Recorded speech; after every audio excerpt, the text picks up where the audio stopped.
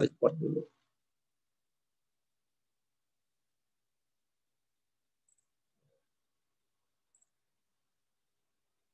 Baik, kita lanjutkan. Jadi syarat yang pertama tadi adalah variabelnya ada ketidakpastian. Yang berikutnya sifatnya random. Apa itu sifatnya random? Ya kita nggak bisa menduga random itu. Jadi prediksi. Nah, bagaimana kita mendekati suatu random? Tentu dengan distribusi probabilitas. Distribusi probabilitas inilah yang kemudian kita terjemahkan dalam statistik. Variabel random ada dua, yaitu discrete dan continue. Kita sudah sampaikan juga bahwa variabel random discrete itu apabila perubahan status sistemnya dari satu waktu ke waktu yang lain itu hanya terjadi pada titik-titik tertentu saja. Contoh kasusnya adalah waktu kita diminta mengosongkan bak mandi menggunakan ember atau gayung. Tetapi ada juga variabel random continue di mana perubahan sistem itu terjadi sepanjang waktu. Seperti halnya kalau kita diminta mengosongkan bak mandi menggunakan dengan cara membuat lubang di bagian bawah bak mandi tersebut. Atau dengan kata lain, hints-nya, sistem seperti apa yang dikatakan mengandung variabel random discrete kalau sistemnya itu salah satu yang ingin ditanyakan adalah variabelnya dalam bentuk menghitung, jadi jumlah. Tetapi kalau continue itu mengukur itu artinya tidak terputus. Jadi ada komanya boleh. Tapi kalau discrete itu menghitung. Jadi counter itu bisa 1, 2, 3, 4, bisa juga 2, 1, 3, 5, 7, atau 2, 4, 6 bisa tergantung. Tapi intinya tidak ada nilai-nilai di tengah karena sifatnya counting, menghitung ya. Jadi dalam bentuk batch.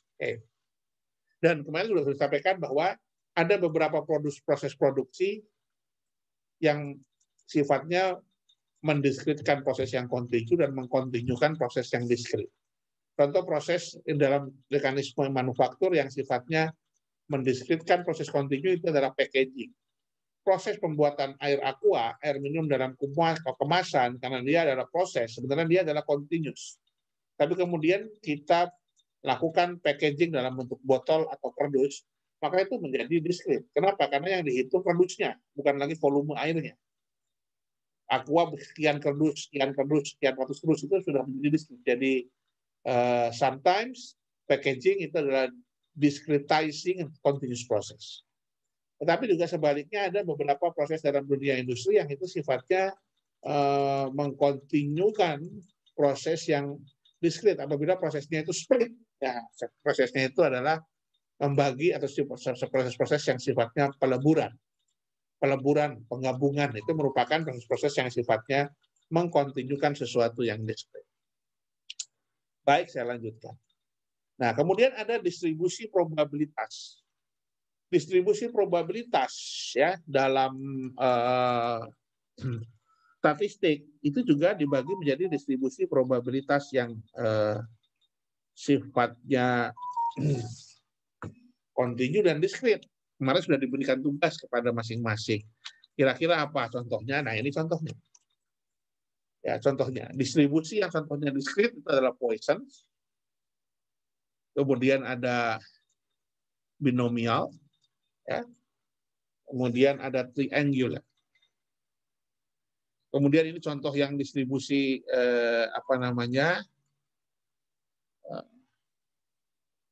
kontinu, ada eksponensial dan normal.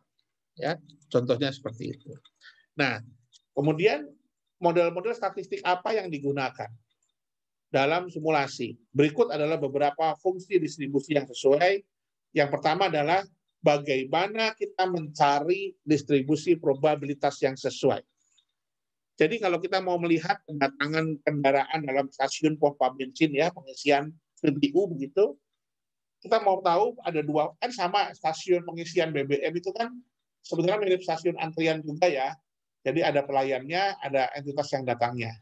Nah sekarang misalnya sama juga dia memiliki dua variabel ketidakpastian. Yang pertama adalah waktu antara kedatangan dari kendaraan yang masuk itu dan waktu pelayanan yang dilakukan oleh petugas pengisian bahan bakar. Ada dua variabel. Nah, kita kan nggak bisa menduga bahwa mobil itu akan datang setelah ini berapa menit lagi. Kemudian kalau dia datang isinya berapa liter, sehingga waktu pelayanannya berapa lama, kan nggak bisa. Nah, karena itu kita harus mendekati. Karena walaupun variabel yang sifatnya uncertain, variabel yang sifatnya tidak pasti, kayak apapun, itu harus bisa kita dekati, kita buat pendugaan dengan distribusi probabilitas yang dianggap paling sesuai. Nah, bagaimana kita menentukan distribusi probabilitas mana secara statistik yang paling sesuai dengan kejadian-kejadian yang sifatnya acak atau random ini. Nah, ini kita sebut sebagai, ujinya disebut sebagai tes pengujian distribusi probabilitas. Yang pertama, tentu kita bisa menggunakan metode visual. Ini cara yang paling naif ya, yang paling mudah. Dengan cara mencocokkan topologi, menyesuaikan bentuk distribusi probabilitas dari pengamatan kita di lapangan dengan bentuk distribusi probabilitas teoritis dari distribusi-distribusi yang biasa digunakan untuk jenis kejadian tersebut. Yang kedua, itu adalah yang disebut dengan chi-square goodness of fit atau test goodness of fit test. Jadi goodness of fit test atau test goodness of fit itu adalah pengujian fungsi distribusi yang sesuai. Yang ketiga ada metode heuristik, Lilliefors, dan juga Kolmogorov-Smirnov, KS. Ya, nah, kita ingin mengetahui dengan goodness of fit test ini, distribusi probabilitas itu sama dengan distribusi apa? Misalnya, kita mau mengecek apakah kedatangan itu sama dengan distribusi normal. Apakah pelayanan itu sama dengan distribusi Poisson. Maka kita akan gunakan metode goodness of fit test dengan chi-square. Ya. Jadi kira-kira contohnya, misalnya,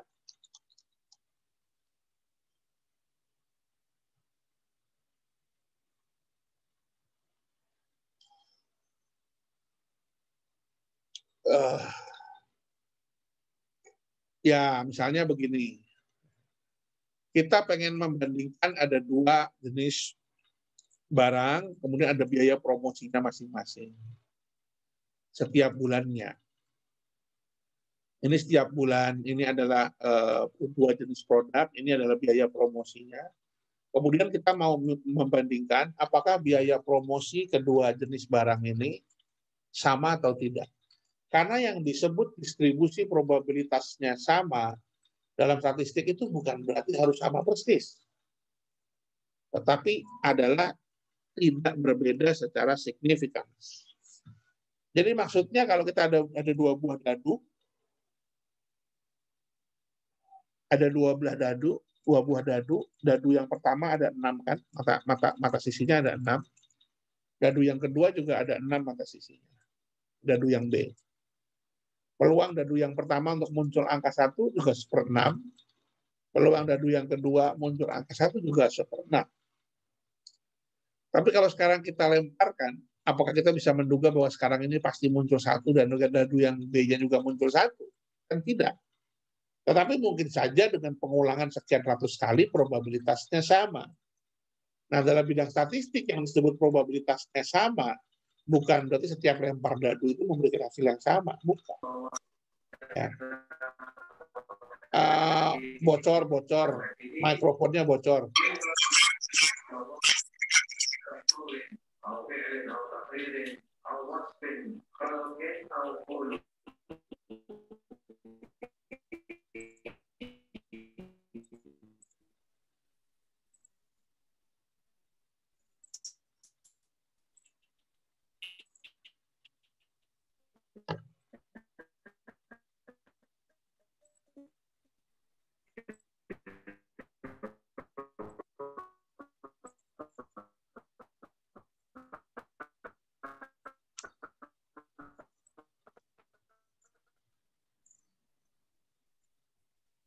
Oke.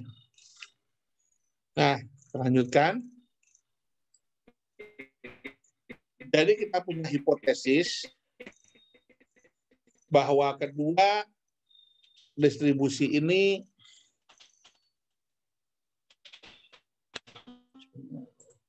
Overlapping.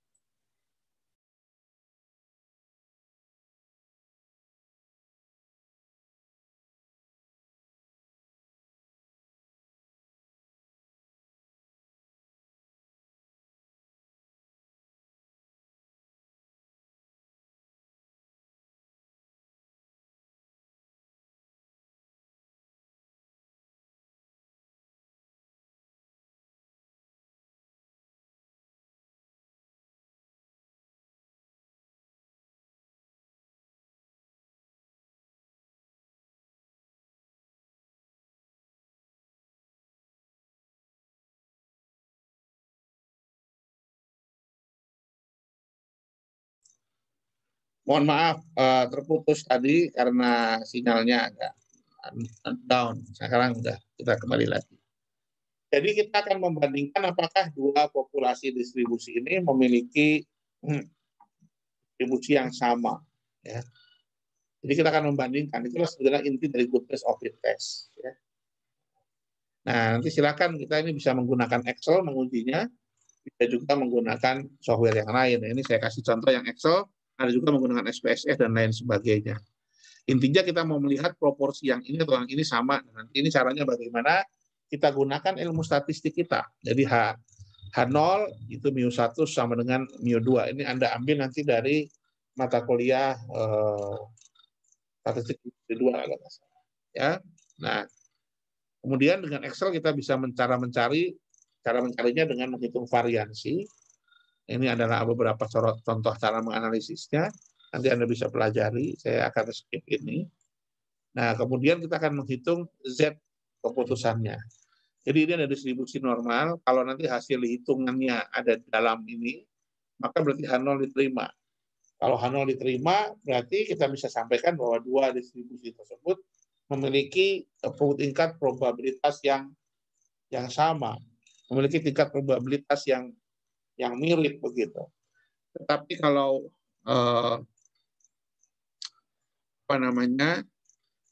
berada pada angka di luar ini, maka di luar batas penerimaan ini berarti mereka memiliki probabilitas yang berbeda antara dua tadi. Nah, kita lihat 1,96 ini adalah batas diterimanya, kriteria diterima.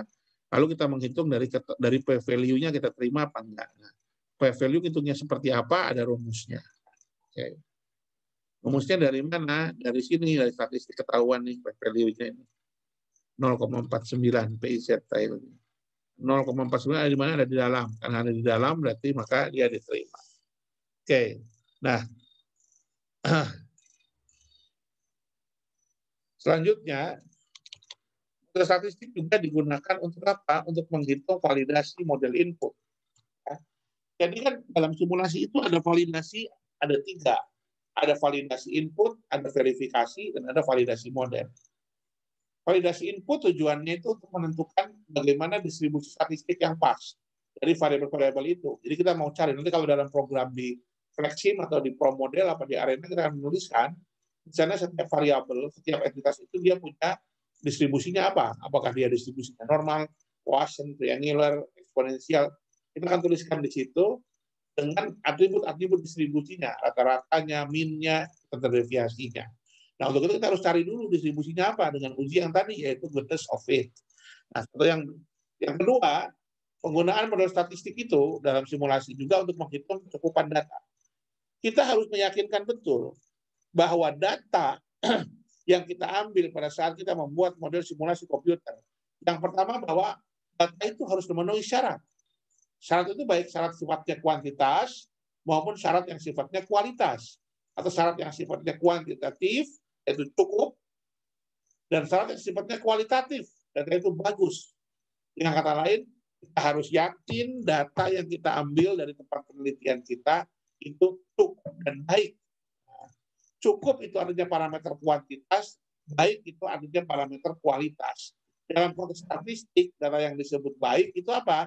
Data yang sifatnya adalah homogen. Homogen itu bukan berarti tidak boleh berbeda, tetapi tidak adanya perbedaan yang signifikan. Itu yang disebut dengan homogen. Bukan berarti sama persis, tetapi diterjemahkan tidak memiliki perbedaan yang signifikan. Oke. Nah, langkah yang pertama, kita akan memastikan data tersebut memenuhi syarat secara kuantitas, yaitu cukup atau memadai. Kita gunakan rumus yang ada dalam mata kuliah ergonomi yang sudah Anda pelajari, yaitu adalah rumus kecukupan data. Di mana N aksen ini merupakan data yang dibutuhkan, sedangkan N itu adalah data yang kita miliki saat ini. N aksen rumusnya ada di situ, nanti bisa dilihat sendiri. Dan kita perlu derajat ketelitian, kita perlu indeks dan sebagainya, ada standar deviasi nanti di situ, ada X kuadratnya berapa, gitu ya. Nah, kemudian kita bisa dapat menemui misalnya seperti tawan, itu ya, enaknya berapa. Berikutnya adalah secara kualitas. Tadi disebutkan data harus baik secara kuantitas dan kualitas. Yang kualitas ini berarti data itu harus masuk dalam batas kendali BKA BKB.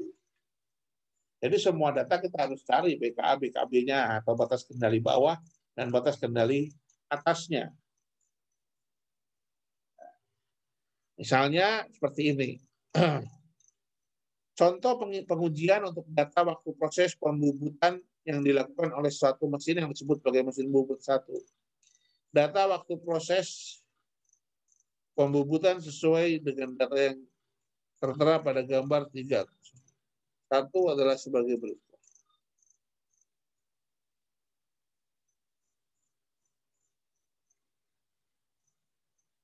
Oke.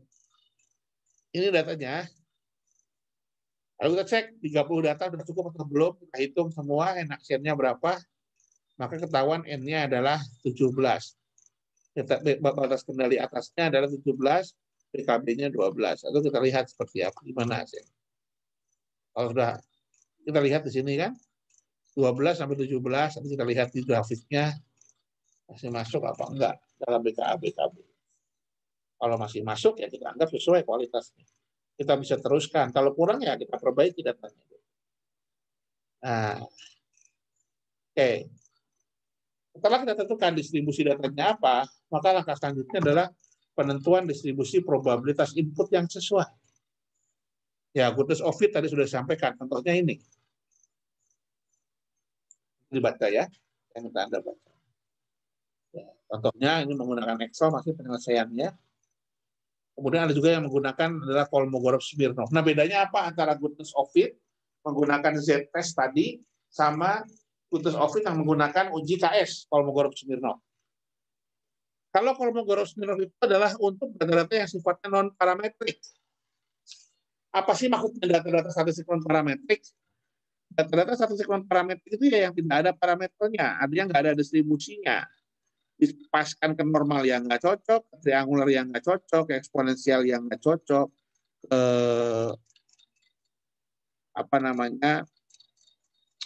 uniform binomial juga nggak cocok. Nah itu kita tidak punya database distribusi probabilitas teoritisnya, maka kita gunakan metode Kolmogorov-Smirnov. Nanti bisa dilihat caranya.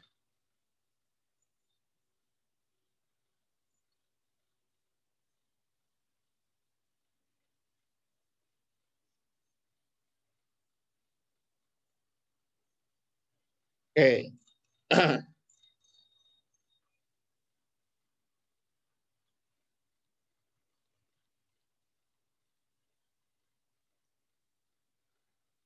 Ya. Nah, saya rasa itu untuk pendekatan model statistik ya. Nah, selanjutnya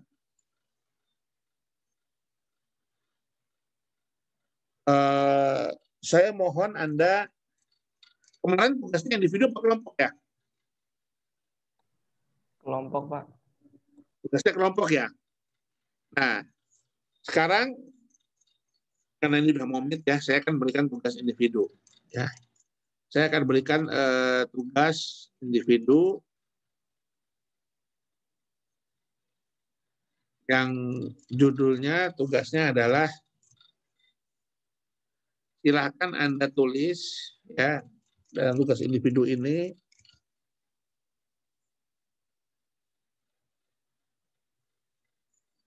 distribusi probabilitas apa saja yang menurut pendapat Anda paling sering digunakan dalam simulasi komputer, serta alasannya. Nah, tulis artikel atau alasan kira-kira distribusi probabilitas mana yang menurut Anda paling sering, ya, paling sering digunakan dalam simulasi komputer.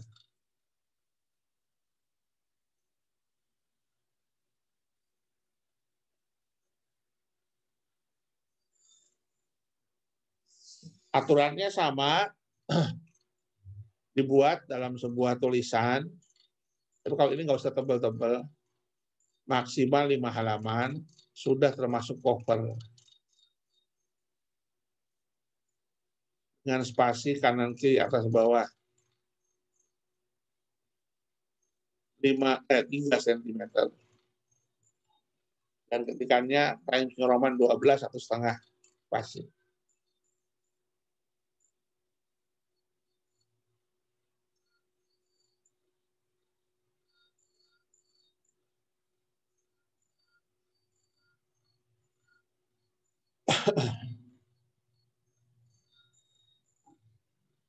Itu yang pertama.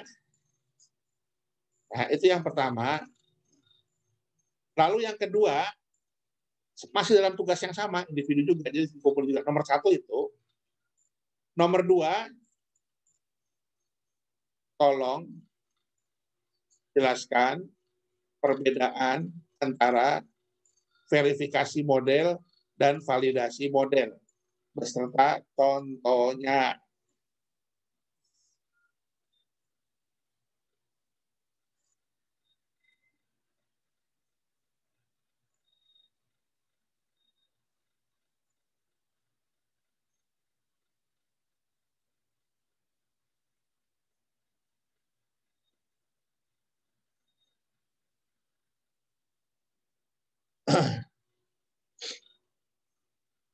Validasi dan verifikasi model, perbedaannya apa, beserta contohnya.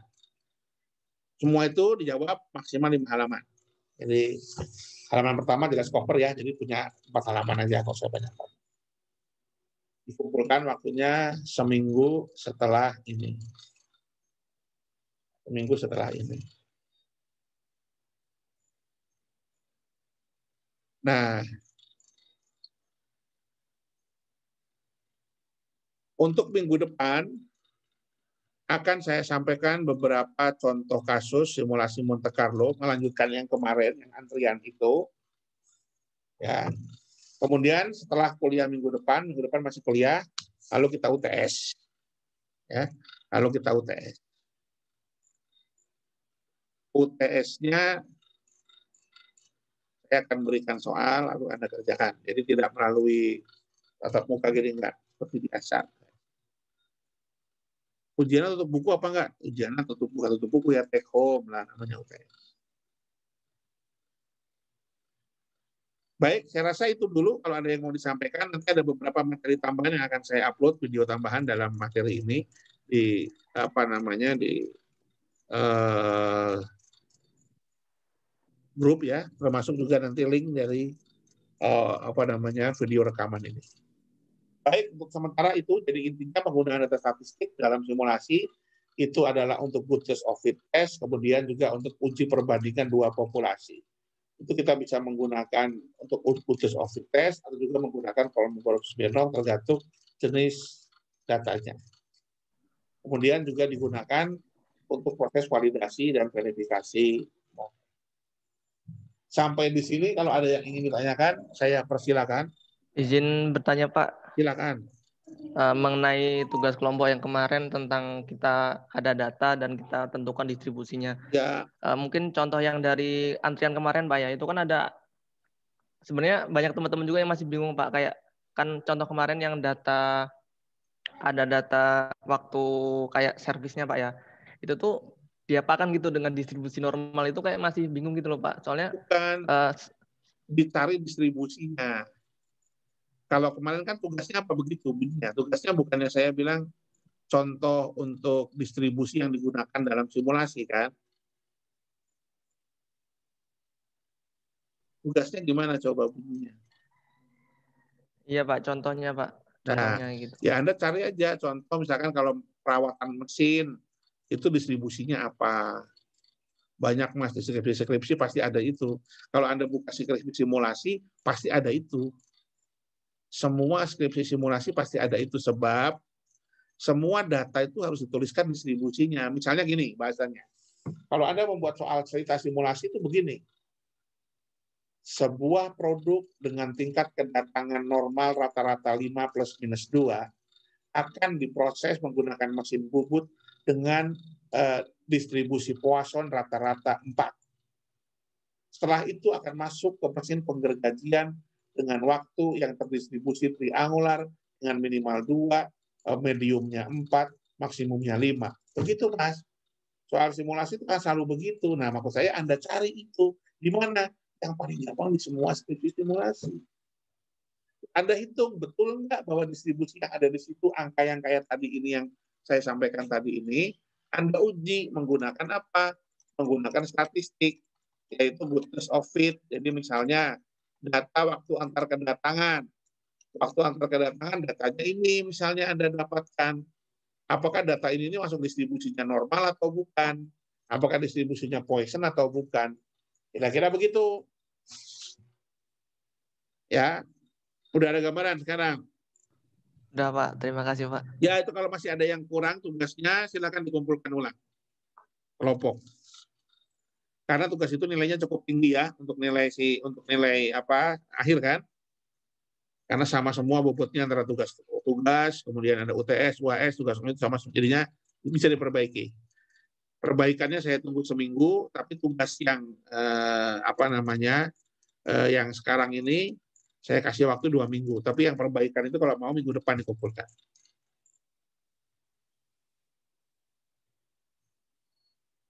Anda baca aja buku yang ini, bab 2 sama sampai dengan bab 4. Ada semua di sini contoh-contohnya. Begitu ya? Baik, Pak. Baik, ada lagi? Baik, kalau sudah dirasa cukup, terima kasih. Saya akhiri dulu. Kita mau tanya dulu. Oh iya, silakan. Tadi yang baru aja tugas individu, yang nomor 1 kan ada distribusi sama kegunaannya. Terus yang kedua ada perbedaan verifikasi sama validasi. Nah, itu sama-sama jadiin satu makalah atau berbeda makalah ya, Pak? Satu makalah. Oh, jadi dijadiin satu dalam 5 halaman itu ya? Iya, 5 itu sudah menjawab 2. Jadi kan ada soal nomor 1, soal nomor 2 gitu. Oh, oke ya. Terima kasih, Pak. Ya, makasih. Ya. Begitu, baik. Terima kasih. Assalamualaikum warahmatullahi wabarakatuh. Waalaikumsalam warahmatullahi wabarakatuh. Nanti yang belum hadir silakan akses di file video recordingnya. Ya, terima kasih.